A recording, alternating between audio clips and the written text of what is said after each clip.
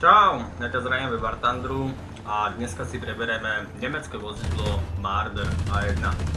Marder A1 je prvý nemecký IFV vozidlo. Dneska sa pozrieme, či je stále použiteľný v roku 2026, ukážeme si jeho silné a slabé stránky, ako správne hrať a či sa vôbec vyplatí grindovať. Ja som Pasta, vítam ťa pri mojom prvom videu na tomto kanáli. Dnes si detálne rozoberieme Marder A1, ukážeme ti jeho základné štatistiky, ako ho správne hrať, jeho výhody a nevýhody. A na konci ti dám jasný verdikt, či grindovať alebo skipnúť. Marder A1 je nemecké bojové vozidlo zo 70 rokov. Vo War Thunderi sa nachádza na battle ratingu 7,7 v realistických bitvách a hlavná výzbroj je 20 mm automatický kanon RH-202, ktorý má dvojitý zásobník, takže si vieš prepínať medzi typy munície. Okrem toho máš v dispozícii 4x Milan ATGM rakety, čo je tvoja hlavná zbraň proti tankom. Mobilita je celkom slušná, ale pancier je veľmi slabý, podobne ako u väčšiny IFV vozidel. Čo ale nemáme, máme Tremals, tie prichádzajú až pri novšej verzii A1+. Takže v skratke, nie je to klasický light tank, ale spíš také support vozidlo. Čo sa týka toho, ako hrať A1 Marder, tak ten 20 mm kanon je ideálny proti ľahkým cieľom, napríklad IEBčkám, helikoptérom alebo nízkoletiacim letadlom. WAP munícia síce existuje, ale na väčšiu vzdialenosť nemá dostatočný penetráciu. Ja ho preto používam hlavne na blízko alebo ako anti-aero. Rakety Milan, tak to je tá hlavná sila proti tankom. Majú však jednu nevýhodu. Sú extrémne pomalé a to letia okolo 200 metrov za sekundu. To znamená, že ich musíš používať strategicky, ideálne skrytú, z flanku alebo z ľudovú pozície. Veľmi dobre funguje aj hra z krovia alebo spoza kopca.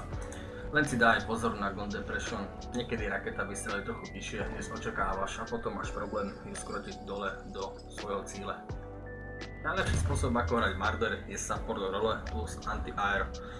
Spotuj nepriateľov, flankuj, nič tanky Milanom, strieľaj helikoptery, ale nikdy nechod do prvej línie, ten pancier ťa neochráni.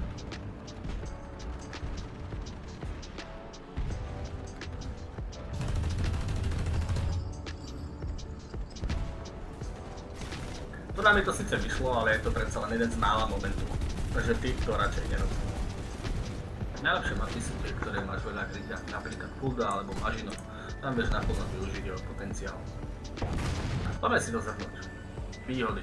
Dobrá mobilita, rakety Milan, prerazí väčšinu tankov na tomto BR-ku, výborný proti helikoptéram alebo letadlám. To sú zase nevýhody, tak je to zároveň extrémne slabý pancier, pomalé rakety, nepriateľ má čas reagovať, čo sa stáva dosť často, keď uvidíš, že na ňo streľaš. 20 mm kanón, slabý proti tankom na diaľku a často dostávaš bitky do vyššieho BR-ka až na 8.7, kde už to je predsa len náročnejšie. Poďme si to zhrnúť. Nie je to žiadny monštrum, ale kombinácia raket Milan a zároveň svojej schopnosti, čo môže robiť veľmi použiteľný. Ja mám celkom rád, ak máš rád support gameplay, flankovanie a ničenie helikoptier, tak určite stojí za grind. Ak chceš agresívny light tank, tak radšej pozri iné vozidlá. Moje hodnotenie je 7 z 10. A teraz ma zaujíma tvoj názor. Hráš Marder? Oplatí sa podľa teba aj v tomto roku? Napíš do komentárov. Ak sa ti video páčilo, hoď like, odber pre ďalšie recenzie, možno na budúce Leopard, nebo nejaký stíhač. Čau.